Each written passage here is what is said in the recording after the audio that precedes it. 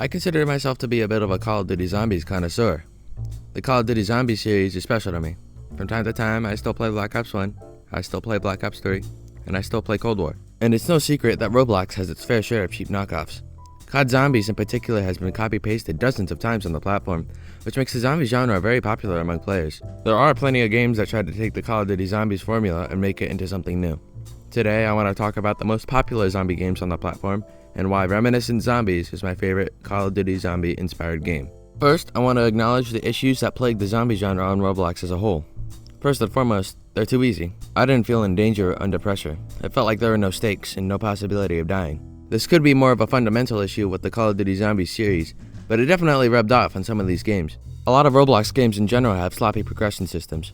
I am of the belief that if they're not done well, then maybe they shouldn't have been done at all. Despite Reminiscent Zombies not being exempt from these issues, I feel like it has done a good job mitigating it. A lot of games also struggle to make themselves distinct from the original games. This may or may not be a bad thing for you, but the game that bothered me the most because of this was Korrupt Zombies. Korrupt Zombies released in late 2022 and at the time of recording features 2 maps. I'll cut to the chase. It plays too similarly to Call of Duty Cold War. I get it, not everyone can afford these AAA games. Roblox is free. Some devices can't run Cold War. It's 150 entire gigabytes. But all I'm saying is that if I wanted to play a reimagined Nocturne and Toten while interacting with an engaging weapon system that rewards me for using my favorite guns, I'd play Die Machine. If I wanted to play 5, then I'd seek therapy. Korrupt Zombies has nothing really going for it besides that. It's just Cold War.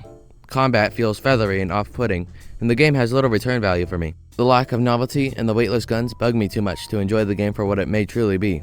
Speaking of weightlessness, Zombie Uprising was created in 2020 by a military roleplay group. It's debatably the most popular zombie game on the platform. Look, it's even the first result when you search up zombie. Zombie Uprising is the polar opposite of Korrupt Zombies. It focuses too hard on being different and new that the weaker parts of the game have been neglected.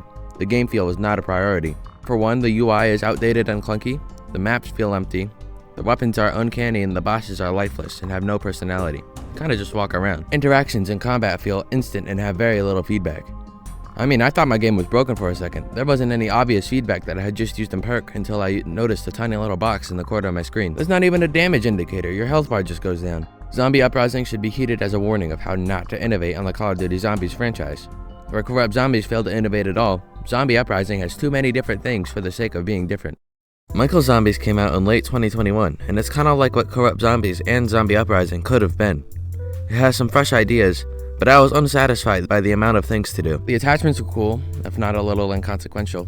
The guns, however, felt like BB guns more than actual firearms. I would also appreciate it if they made the ray gun a little less goofy. The maps are my favorite part of this game, despite the lack of variety. I think the Lighthouse is a great map with some cool ideas that give the standard gameplay loop a little more pizzazz. The generator was a fun twist. I liked having to collect souls to turn on the power. Michael Zombies is by no means a poorly made game, but it just feels like something's missing. If there were more things in this game, maybe it would have been my favorite. But, as it stands, I think Michael Zombies is beaten out by Reminiscent Zombies. Reminiscent Zombies released sometime during 2018. Let me start by saying I'm a little biased, but not ignorant to the issues that this game possesses. However, this game has taken the Zombies formula and spun it in every which way.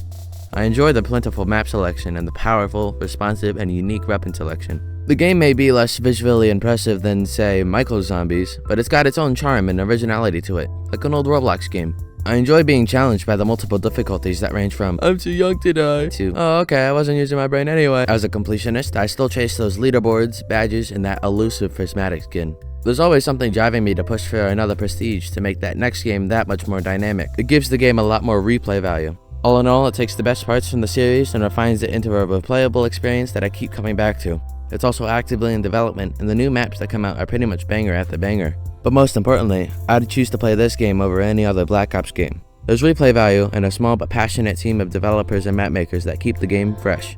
In this cases, for gambling.